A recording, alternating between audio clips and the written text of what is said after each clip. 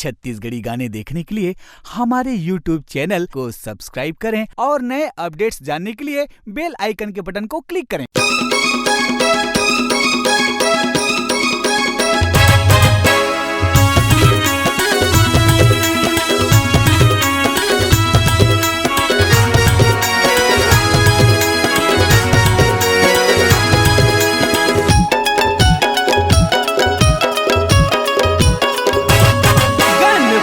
गजानन गणेश काटो जिंदगी के हमरो कलेश। गणपति गजानन गणेश काटो जिंदगी के हमरो कलेश। जगह जगह माँ कहाँ बिराजे, गाँव गली माँ खुशी छागे। माता गौरी पिताजी महे गणपति गजानन गणेश काटो जिंदगी के हमरो कलेश। गणपति गजानन गणेश काटो जिंदगी के हमरो कलेश।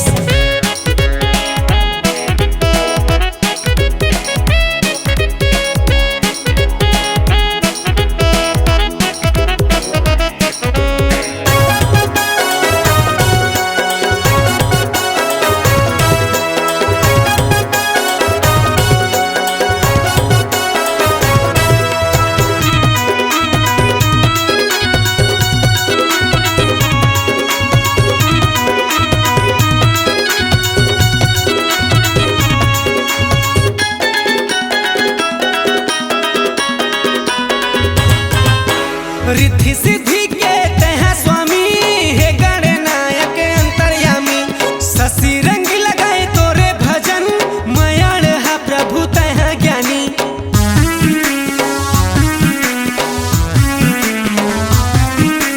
रिद्धि सिद्धि के तह स्वामी हे गणनायक अंतर्यामी।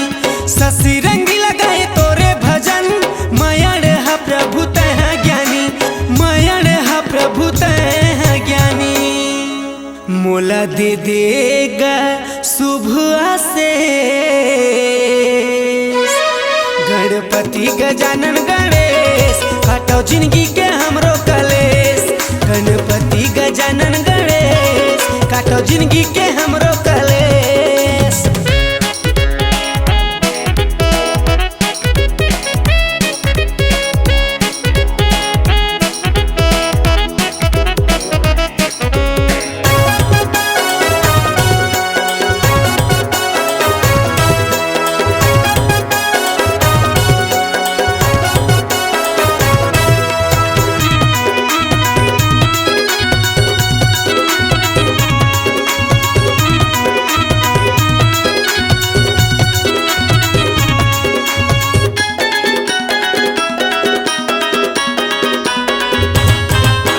तीनों लोक आउ 14 भुवन माँ कोनो नहीं है गा तोरले दूजा। कोनो भी शुभ काम माँ प्रभु सबले पहली तोरे पूजा।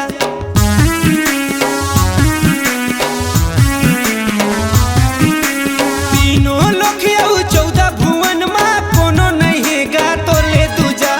कोनो भी शुभ काम माँ प्रभु सबले पहली तोरे पूजा।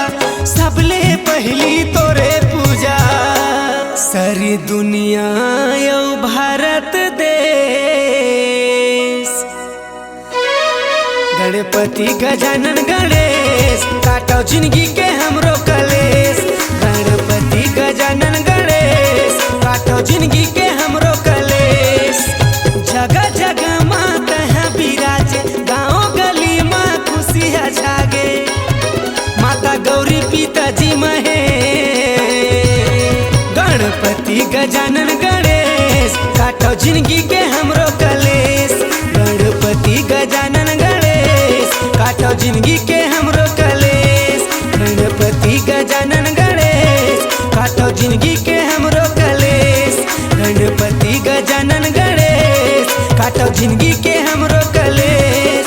गणपति गजानन गणेश काटो जिंदगी के हमरो कलेश।